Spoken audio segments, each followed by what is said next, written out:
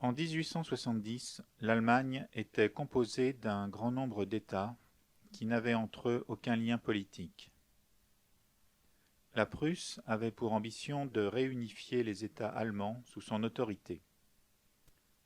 Elle pensait qu'une guerre contre la France pousserait les différents États allemands à se rallier à la Prusse.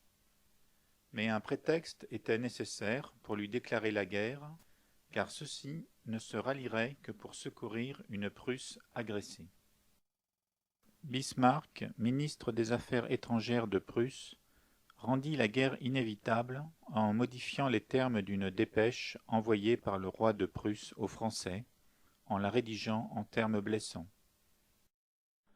Napoléon III souffrait alors d'une maladie urinaire dont les crises minaient par moments sa volonté. C'est ainsi que, sous l'influence de son entourage et de la pression populaire, à contre-cœur, il déclara la guerre à la Prusse le 19 juillet 1870. Après plusieurs défaites successives, l'armée française fut battue à Sedan. Napoléon III alla trouver Bismarck pour négocier la capitulation de Sedan et fut fait prisonnier. Les soldats de l'armée française furent désarmés et conduits en Allemagne. À Paris, la consternation de la défaite, jusque-là inimaginable d'une armée qu'on disait si bien préparée, mit fin à la confiance dans le gouvernement impérial. Eugénie s'exila en Angleterre. Le 4 septembre, sous la pression des révolutionnaires de la rue, qui demandaient une république et voulaient continuer la guerre, l'Assemblée nationale proclame la fin de l'Empire et l'avènement de la Troisième République. Un gouvernement républicain est formé qui se veut non le gouvernement d'un parti, mais le gouvernement de la défense nationale. Pendant ce temps, la France n'ayant plus d'armée, l'ennemi avance sans obstacle vers Paris. Le gouvernement organise la défense de la capitale et forme une armée de Paris en recrutant parmi les habitants 500 000 hommes en état de porter les armes. Mais presque aucun n'avait d'instruction militaire et ils n'avaient pas tous un fusil. En prévision d'un siège de Paris et d'une coupure de communication entre la capitale et le reste de la France, le gouvernement envoya une délégation à Tours. Le 18 septembre, Paris est assiégé. La délégation contestant les instructions du gouvernement, Gambetta, ministre de l'Intérieur, fut envoyé en ballon à Tours. La communication ne pouvant plus se faire qu'à l'aide de pigeons et de ballons, le gouvernement, pendant la guerre, ne gouverna plus que Paris, et ce fut de fait Gambetta, à qui on ajouta la charge de ministre de la guerre, qui gouverna le reste de la France. À Tours, Gambetta s'emploie à recréer une armée destinée à délivrer Paris.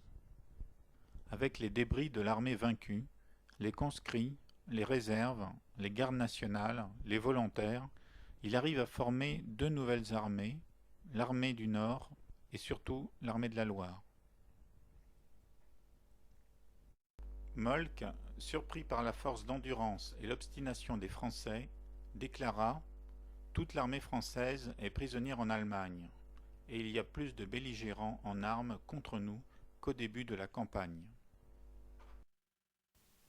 Mais les Allemands ne reconnaissaient pas aux corps francs ni aux habitants du pays le droit de faire la guerre. Si les habitants défendaient leur ville, les Allemands la pillaient, l'incendiaient et arrêtaient les notables. Pendant ce temps, à Paris, l'armée de Paris tente à plusieurs reprises de percer le siège, mais en vain. La population est affamée, on ne se chauffe plus, les vivres sont rationnés et de mauvaise qualité.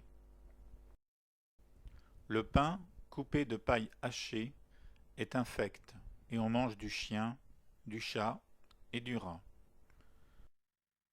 En décembre, on compte 3600 décès par semaine, surtout parmi les enfants et les vieillards. Le 4 décembre, à Orléans, l'ennemi coupa l'armée de la Loire en deux tronçons. Le tronçon est, poursuivi par les Allemands, est repoussé jusqu'en Suisse. le tronçon ouest, dirigé par le général Chanzy, se replie de défaite en défaite sur Laval. Les vivres étant épuisés, Paris capitula le 28 janvier. De plus, un armistice général de 21 jours fut convenu afin de procéder à des élections. L'Assemblée nationale vota pour une capitulation générale. Le traité de paix fut signé le 10 mai 1871 à Francfort. La France dut verser 5 milliards et céder l'Alsace et une partie de la Lorraine.